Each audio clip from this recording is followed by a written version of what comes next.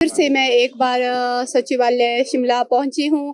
अपने जो हमारा करुणामूलक का मुद्दा है, जो हम बार बार सरकार के समक्ष पेश करते रहते हैं, क्योंकि आज से यहाँ पे कैबिनेट में भी होनी है, 3-4 दिन लगातार कैबिनेट मीटिंग होनी है। तो जो हम चाहते हैं कि जो ये हमारा मुद्दा है सर, इसको कैबिनेट एजेंडे में इसको लाया जाए, ये एजेंडा कैबिनेट में लाया जाए।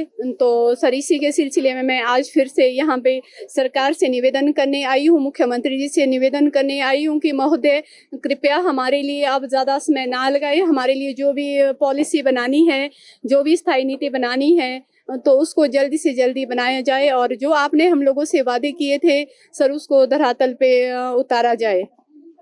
इस बीच किसी से आप मिले, सीएम, डिप्टी सीएम, किसी से आपकी बात? हम वैसे तो अभी मतलब 1-2 महीने पहले हम लोग मिले थे, तो हमें ये आश्वासन मिला था कि 3 महीने के अंदर एक जो हमारे शिक्षा मंत्री रोहित ठाकुर जी, जो हमारे इस कमेटी की जो कमेटी बनी थी उसके जो अध्यक्ष बने थे, उन्होंने अपनी रिपोर्ट मुख्यमंत्री जी को सौंप दी है।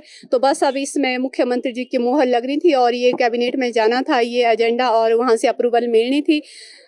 तो इसी के सिलसिले में सर आज हम यहाँ पे आए थे कि जो ये हमारा एक तो ये जो 62,500 की ये जो शर्त है, जो हमारे मुद्दे थे, तो इसको भी पूर्ण रूप से हटाया जाए और सबको एक मुश्त वन टाइम रिलैक्सेशन के माध्यम से सबको एक साथ नियुक्तियां दी जाए।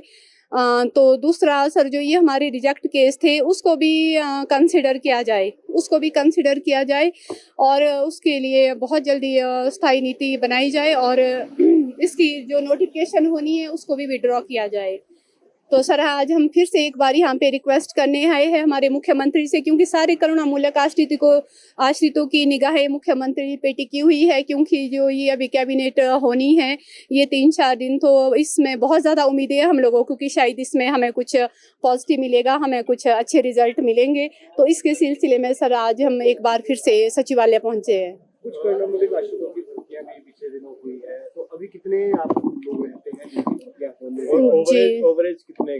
जी, वैसे तो सर हमारे 3234 केस थे, पर ये जो कुछ अभी निकल गए हैं, थोड़े से जल शक्ति विभाग में भी लगे हैं हमारे, कुछ लग तो रहे हैं धीरे धीरे से।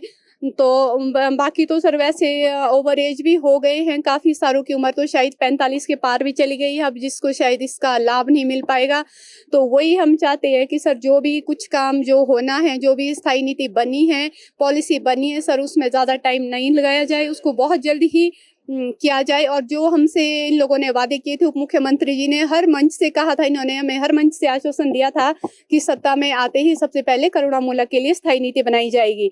तो सर अभी तक वो तो ऐसा तो कुछ नहीं हुआ है। इतना समय तो देश का संविधान बनने में भी नहीं लगा था, वहाँ पे भी 2 साल 18 महीने 11 दिन लगे थे संविधान बनने में भी, तो यहाँ तो 3 साल का समय हो चुका है। तो सर ऐसी क्या नीति बन रही है, ऐसी क्या स्थायी नीति बन रही है कि हम लोगों को इतना इंतजार करना पड़ रहा है और हम लोगों को बार बार, आज देखिए ऐसे मौसम में भी, सुबह मैं भी इतने 150 किलोमीटर दूर से चल के आई हूँ, तो सुबह मौसम की क्या स्थिति थी, जगह जगह पे आजकल कैसे हादसे गिर रहे हैं, किस तरह के इंसिडेंट हो रहे हैं।